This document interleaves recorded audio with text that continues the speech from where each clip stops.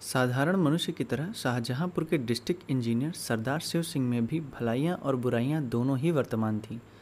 भलाई यह थी कि उनके यहाँ न्याय और दया में कोई अंतर न था। बुराई यह थी कि वे सर्वथा निर्लोभ और निस्वार्थ व्यक्ति थे। भलाई ने मातहतों को निडर और आलसी बना दिया था। बुराई के कारण उस विभाग के सभी अधिकारी उनकी जान के दुश्मन बन गए थे। प्रातःकाल का समय था। वे किसी पुल की निगरानी के लिए तैयार खड़े थे, मगर साइस अभी तक मीठी नींद ले रहा था। रात को उसे अच्छी तरह सहेज दिया था कि पौ फटने के पहले गाड़ी तैयार कर लेना। लेकिन सुबह भी हुई, सूर्य भगवान ने दर्शन भी दिए, शीतल किरणों में गर्मी भी आई, पर साइस की नींद अभी तक नहीं टूटी। सरदार साहब खड़े खड़े थक कर एक कुर्सी पर बैठ गए। साइस तो किसी तरह जागा, परंतु अर्दली के चपरासियों का पता नहीं। जो महाशय डाक लेने गए थे वे एक ठाकुर द्वारा में खड़े चरणामृत की प्रतीक्षा कर रहे थे। जो ठेकेदार को बुलाने गए थे वे बाबा रामदास की सेवा में बैठे गांजे का दम लगा रहे थे। धूप तेज होती जाती थी। सरदार साहब झुंझला कर मकान में चले गए और अपनी पत्नी से बोले, इतना दिन चढ़ाया, अभी तक एक चपरासी का भी पता नहीं। इसके मारे तो मेरे नाक में दम आ गया है। पत्नी ने दीवार की ओर देखकर दीवार से कहा, यह सब उन्हें सिर चढ़ाने का फल है। सरदार साहब चिढ़कर बोले, क्या करूं, उन्हें फांसी दे दूं? सरदार साहब के पास मोटर कार का तो कहना ही क्या, कोई फिटन भी न थी। वे अपने इक्के से ही प्रसन्न थे, जिसे उनके नौकर चाकर अपनी भाषा में उड़न खटोला कहते थे। शहर के लोग उसे इतना आदर सूचक नाम न देकर छकड़ा कहना ही उचित समझते थे। इस तरह सरदार साहब अन्य व्यवहारों में भी बड़े मितव्ययी थे। उनके दो भाई इलाहाबाद में पढ़ते थे, विधवा माता बनारस में रहती थीं, एक विधवा बहन भी उन्हीं पर अवलंबित थी। इनके सिवा कई गरीब लड़कों को छात्रवृत्तियां भी देते थे। इन्हीं कारणों से वे सदा खाली हाथ रहते। यहाँ तक कि उनके कपड़ों पर भी इस आर्थिक दशा के चिन्ह दिखाई देते। लेकिन यह सब कष्ट सह कर भी वे लोभ को अपने पास फटकने न देते। जिन लोगों पर उनका स्नेह था वे उनकी सज्जनता को सराहते थे और उन्हें देवता समझते थे। उनकी सज्जनता से उन्हें कोई हानि न होती थी, लेकिन जिन लोगों से उनके व्यावसायिक संबंध थे वे उनके सद्भावों के ग्राहक न थे, क्योंकि उन्हें हानि होती थी। यहाँ तक कि उन्हें अपनी सहधर्मिणी से भी कभी कभी अप्रिय बातें सुननी पड़ती थीं। एक दिन वे दफ्तर से आए तो उनकी पत्नी ने स्नेहपूर्ण ढंग से कहा, तुम्हारी यह सज्जनता किस काम की, जब सारा संसार तुमको बुरा कह रहा है? सरदार साहब ने दृढ़ता से जवाब दिया, संसार जो चाहे कहे, परमात्मा तो देखता है। रामा ने यह जवाब पहले ही सोच लिया। वह बोली, मैं तुमसे विवाद तो करती नहीं, मगर ज़रा अपने दिल में विचार करके देखो कि तुम्हारी इस सच्चाई का दूसरों पर क्या असर पड़ता है। तुम तो अच्छा वेतन पाते हो, तुम अगर हाथ ना बढ़ाओ तो तुम्हारा निर्वाह हो सकता है। रूखी रोटियां मिल ही जाएंगी, मगर ये 10-10, 5-5 रुपए के चपरासी, मुहर्रिर, दफ्तरी बेचारे कैसे गुजर करें? उनके भी बाल बच्चे हैं, उनके भी कुटुंब परिवार हैं, शादी गमी, तिथि त्यौहार, यह सब उनके पास लगे हुए हैं। भलमनसी का भेष बनाए काम नहीं चलता। बताओ उनका गुजर कैसे हो?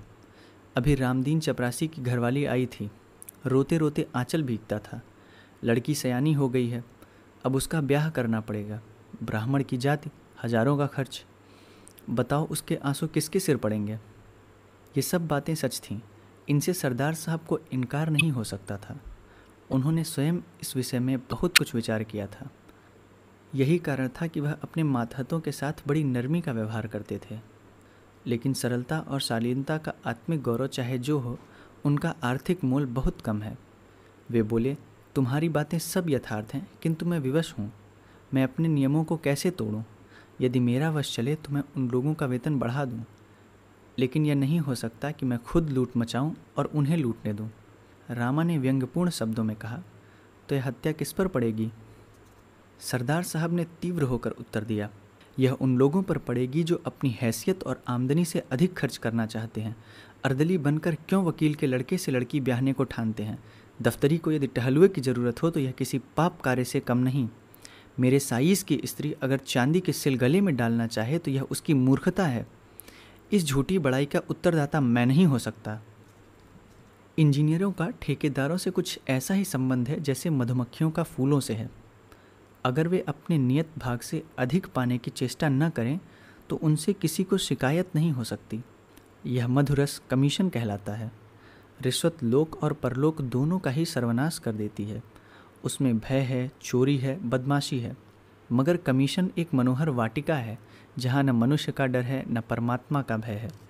यहाँ तक कि वहाँ आत्मा की छिपी हुई चुटकियों का भी गुजर नहीं। और कहाँ तक कहें, उसकी ओर बदनामी आँख भी नहीं उठा सकती। यह वह बलिदान है जो हत्या होते हुए भी धर्म का एक अंश है। ऐसी अवस्था में यदि सरदार शिव सिंह अपने उज्ज्वल चरित्र को इस धब्बे से साफ रखते थे और उस पर अभिमान करते थे तो क्षमा के पात्र थे। मार्च का महीना बीत रहा था। चीफ इंजीनियर साहब जिले में मुआयना करने आ रहे थे, मगर अभी तक इमारतों का काम अपूर्ण था। सड़कें खराब हो रही थीं। ठेकेदारों ने मिट्टी और कंकड़ भी नहीं जमा किए थे। सरदार साहब रोज़ ठेकेदारों को ताकीद करते थे, मगर इसका कुछ फल न होता था। एक दिन उन्होंने सबको बुलाया। वे कहने लगे, तुम लोग क्या यही चाहते हो कि मैं इस ज़िले से बदनाम होकर जाऊं? मैंने तुम्हारे साथ कोई बुरा सलूक नहीं किया। मैं चाहता तो आपसे काम छीनकर खुद करा लेता, मगर मैंने आपको हानि पहुंचाना उचित न समझा। उसकी मुझे यह सज़ा मिल रही है। खैर, ठेकेदार लोग यहाँ से चले तो बातें होने लगीं। मिस्टर गोपाल दास बोले, अब आटे दाल का भाव मालूम हो जाएगा। शाहबाज खान ने कहा, किसी तरह इसका जनाजा निकले तो यहाँ से।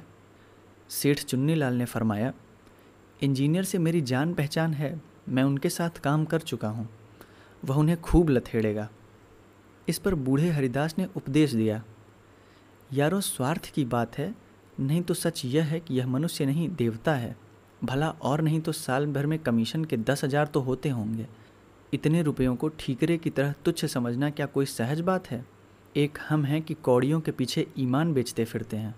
जो सज्जन पुरुष हमसे एक पाई का रवादार न हो, सब प्रकार के कष्ट उठा कर भी जिसकी नीयत डांवाडोल न हो, उसके साथ ऐसा नीच और कुटिल बर्ताव करना पड़ता है।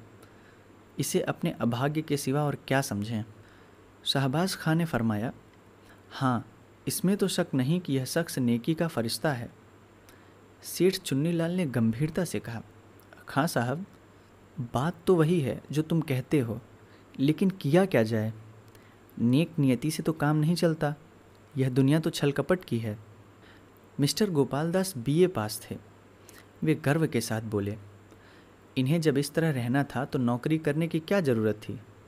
यह कौन नहीं जानता कि नीयत को साफ रखना अच्छी बात है, मगर यह भी तो देखना चाहिए कि इसका दूसरों पर क्या असर पड़ता है। हमको तो ऐसा आदमी चाहिए जो खुद खाए और हमें भी खिलाए। खुद हलवा खाए, हमें रूखी रोटियां ही खिलावे। वह अगर 1 रुपया कमीशन लेगा तो उसकी जगह 5 का फ़ायदा कर देगा। इन महाशय के यहाँ क्या है? इसीलिए आप जो चाहें कहें, मेरी तो कभी इनसे निभ नहीं सकती। शाहबाज खां बोले, हाँ, नेक और पाक साफ रहना ज़रूर अच्छी चीज़ है, मगर ऐसी नेकी ही से क्या जो दूसरों की जान ले ले। बूढ़े हरिदास की बातों की जिन लोगों ने पुष्टि की थी, वे सब गोपाल दास की हाँ में हाँ मिलाने लगे। निर्बल आत्माओं में सच्चाई का प्रकाश जुगनू की चमक है। सरदार साहब की एक पुत्री है। उसका विवाह मेरठ के एक वकील के लड़के से ठहरा था। लड़का होनहार था, जाति कुल का ऊंचा था। सरदार साहब ने कई महीने की दौड़ धूप में इस विवाह को तय किया था और सब बातें तय हो चुकी थीं, केवल दहेज का निर्णय नहीं हुआ था। आज वकील साहब का एक पत्र आया। उसने इस बात का भी निश्चय कर दिया, मगर विश्वास, आशा और वचन के बिल्कुल प्रतिकूल। पहले वकील साहब ने एक जिले के इंजीनियर के साथ किसी प्रकार का ठहराव व्यर्थ समझा। बड़ी सस्ती उदारता प्रकट की। इस लज्जित और घृणित व्यवहार पर खूब आंसू बहाए, मगर जब ज़्यादा पूछताछ करने पर सरदार साहब के धन वैभव का भेद खुल गया, तब दहेज का ठहराना आवश्यक हो गया। सरदार साहब ने आशंकित हाथों से पत्र खोला। 5,000 रुपये से कम पर विवाह नहीं हो सकता। वकील साहब को बहुत खेद और लज्जा थी कि वे इस विषय में स्पष्ट होने पर मजबूर किए गए, मगर वे अपने खानदान के कई बूढ़े खुर्राट, विचारहीन, स्वार्थांध महात्माओं के हाथों बहुत तंग थे। उनका कोई वंश न था। इंजीनियर साहब ने एक लंबी सांस खींची। सारी आशाएं मिट्टी में मिल गईं। क्या सोचते थे, क्या हो गया? विकल होकर कमरे में टहलने लगे। उन्होंने जरा देर पीछे पत्र को उठा लिया और अंदर चले गए। विचारा कि यह पत्र रामा को सुनावें, मगर फिर ख्याल आया कि यहाँ सहानुभूति की कोई आशा नहीं। क्यों अपनी निर्बलता दिखाऊं? क्यों मूर्ख बनूं? वह बिना बातों के बात न करेगी। यह सोचकर वे आंगन से लौट आए। सरदार साहब स्वभाव के बड़े दयालु थे और कोमल हृदय आपत्तियों में स्थिर नहीं रह सकता। वे दुख और ग्लानि से भरे हुए सोच रहे थे कि मैंने ऐसे कौन से बुरे काम किए हैं जिनका मुझे यह फल मिल रहा है। बरसों की दौड़ धूप के बाद जो कार्य सिद्ध हुआ था वह क्षण मात्र में नष्ट हो गया। अब वह मेरी सामर्थ्य से बाहर है, मैं उसे नहीं संभाल सकता। चारों ओर अंधकार है, कहीं आशा का प्रकाश नहीं, कोई मेरा सहायक नहीं। उनके नेत्र सजल हो गए। सामने मेज पर ठेकेदारों के बिल रखे हुए थे। वे कई सप्ताहों से यूं ही पड़े थे। सरदार ने उन्हें खोल कर भी न देखा था। आज इस आत्मिक ग्लानि और नैराश्य की अवस्था में उन्होंने इन बिलों को सतृष्ण आंखों से देखा। जरा से इशारे पर ये सारी कठिनाइयाँ दूर हो सकती हैं। चपरासी और क्लर्क केवल मेरी सम्मति के सहारे सब कुछ कर लेंगे। मुझे जबान हिलाने की भी ज़रूरत नहीं, न मुझे लज्जित ही होना पड़ेगा।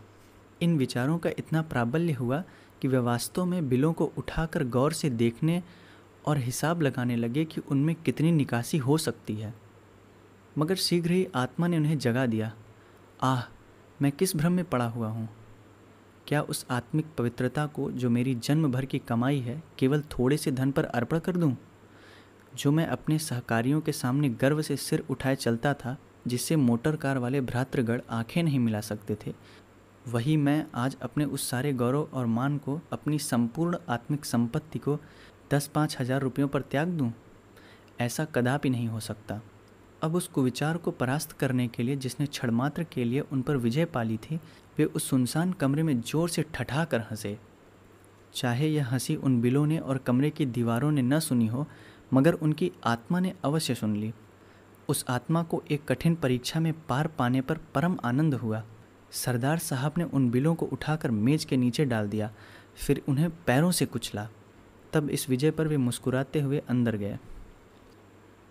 बड़े इंजीनियर साहब नियत समय पर शाहजहांपुर आए।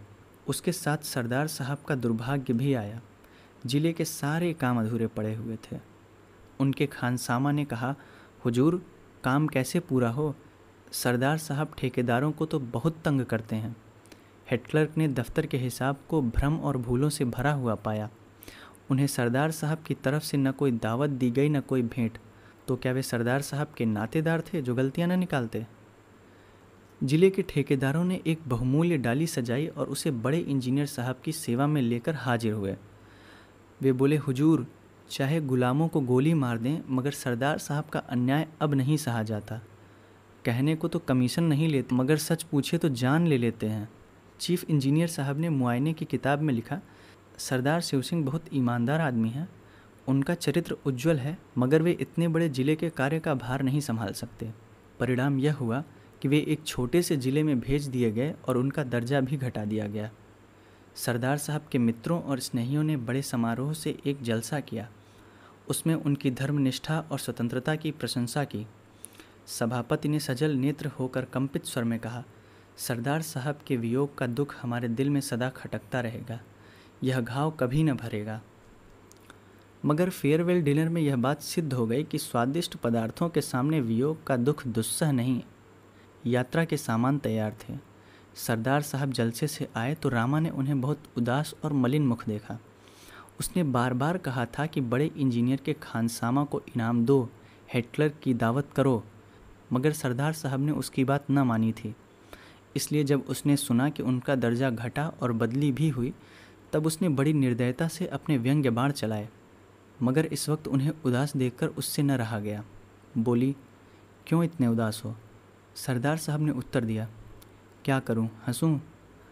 रामा ने गंभीर स्वर से कहा, हंसना ही चाहिए।